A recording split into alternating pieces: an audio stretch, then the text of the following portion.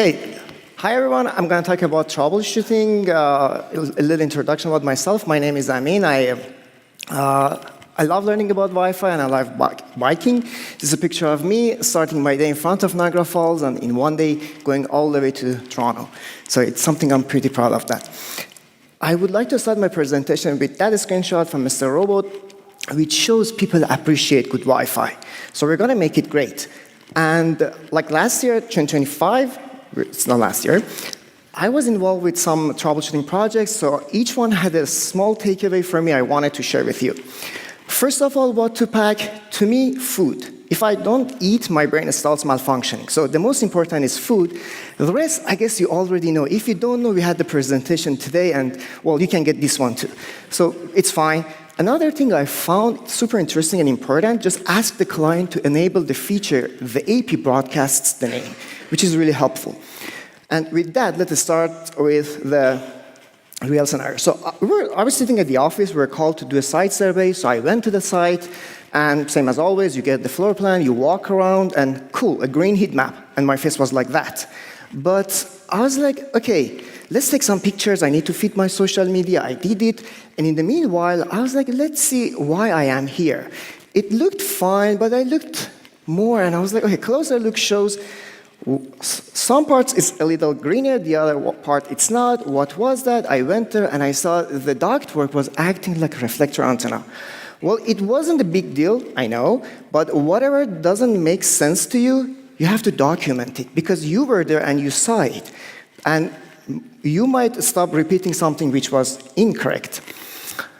Same thing, same place, you would be surprised, 2025, you see not only all 2.4 APs were broadcasting, they were all in the same channel. Well, so it told me never skip basics. If something, even if it is basic, you're supposed to check and validate. The other thing, you're supposed to find the right person to talk to. Always, we all saw that people were sitting just underneath the AP and they say Wi-Fi is funky, doesn't work, blah, blah, blah. But no, find the right person and talk what is the main issue. So I went there and I asked the guy, long story short, said their SSIDs, their barcode scanners is not working. So I checked the barcode scanner and I saw the SSID and the configuration wasn't broadcasting by the APs. So half of the warehouse, it wasn't broadcasting the SSID, which was set on the barcode scanners. So define for whom you're designing your network. It's something really important. You should know for whom you're designing. Another story, so another warehouse, I went there, I wanted to do the site survey. I was walking and I saw, okay, the AP is on the top of the aisles. Well, it's not correct, but that's okay. Let's walk more, let's walk more, let's walk more. I was like, so my brain shouldn't be biased by AP locations. They should be everywhere. I'm not supposed to skip like the back of the warehouse because, well, who put the AP there? So you're supposed to walk everywhere and look for everything everywhere. Same place, one aisle, they were using like AP internal antenna. The aisle next to that, they were using AP with 4 omnidirectional external antennas. And I was like, okay, I'm not sure why. Lack of budget, use whatever you had in your inventory, or maybe one engineer did half of the site, for the rest, a couple of years after that, you ask somebody else. Whatever is the reason, you are supposed to educate your client. Okay, what you did is incorrect. Stop doing it. So sometimes we need to educate the customers. That place, well, I checked the heat map. Fairly green, secondary, not bad, maybe a couple of APs would solve the issue. Channel utilization, it was interesting. Somebody cut the floor plan in half and painted half red, half green. And I'm like, okay, that doesn't sound good, let's walk more. And I saw this and that, and the spectrum was like this. Well, it took a while for me walking, and I found out the issue.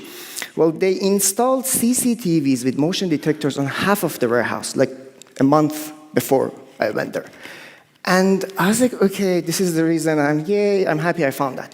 Some days after that, this guy, that I did not know him at all, he shared a post on LinkedIn about another source of interference. Some days after that, I saw these, Josh and the same guy were talking about this new interference in pristine 6 GHz spectrum.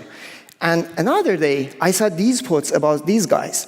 They're talking about another source of interference. So, well, non-Wi-Fi interference, it's not only microwave oven or cordless phone or IoT. Could be everything. We shouldn't underestimate it. But Mother Nature loves surprising us. So I saw in the inventory list, when I was working, I was like, okay, Wi-Fi 4, 5, 6, what else you had? Well, it's not brutal to the network. Sure, I know, it's not fatal, but what's gonna happen, it's a mismatch. And it told me I should look for any sort of mismatch that I can see, and I have to let them know.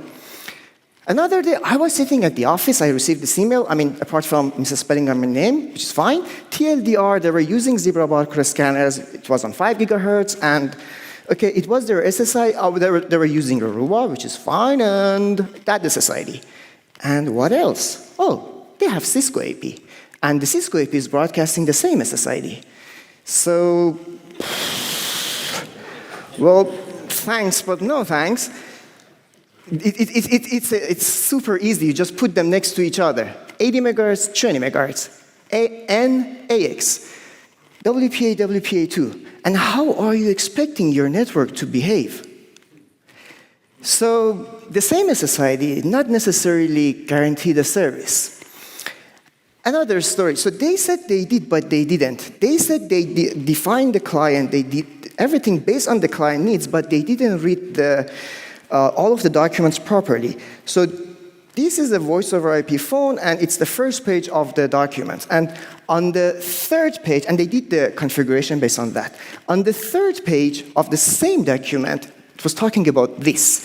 And when I checked the controller configuration, I saw this. I don't care about this one, minimum basic rates. The one that we were working on them, it was on 18, even it wasn't following 12. So we should cross-reference and validate it ourselves. What is the client and what we're supposed to do for that? Another place that we were called to check the load while everyone are there. So 480 students, and it was like a tilted classroom.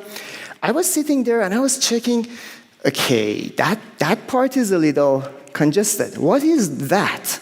So I zoomed in and I saw it's really happening something. I don't know. Let's do some packets and let's capture. So I was like, what is AWDL? Simply put, it's your airdrop, not a big deal. And it's not the time to talk about that. If you want to learn about that, we have this resource, or we have this, so you can study them afterwards. But I was like, okay, they should, in that specific case, they should totally forget about those channels, wherever you are. And then I was like, nah, it's too harsh. They're going to lose a lot of channels. So the recommendation here is to monitor closely those AWDL channels, because these are the channels in that cases would be really congested. If they need, well, they're going to disable. But at that point, maybe no.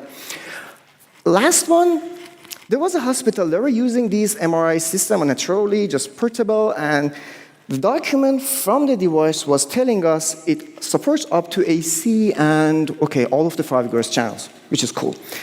Another document, same device, was saying not all of the 5 GHz channels are supported. And I was like, well, what should I do now? Well, the best thing is to capture and see what the client says itself. Well, I did the association, client capabilities, supported channels, cool. I have all of the 5 GHz channels, so I'm good. It was the area, this is the flow of the movement, and the device was surrounded by many Unit 2 bands. But are these enabled? Yes, so we have neighbor report. And under action frame, the client, it already knows that it has all of those APs. It said, I am supporting them, and they're all enabled for that, and it already knows. But when it goes to probing for probe requests, it didn't do to any of them. And that device, it wasn't, well, while it was entering the hallway, it was totally out of the network. It said, I support, and it already know they exist, but they didn't try to connect to them. Well, it was a client issue, and it took a while for me to understand, because noise was okay, SNR, everything was okay. So bottom line, the client issue, and I remember that quote from Jim from last year, that sometimes the client, it doesn't work, even it's not Wi-Fi. And with that, my presentation is over. I put the lessons in the link if you want to download them. And thanks for voting for me, and thanks for listening.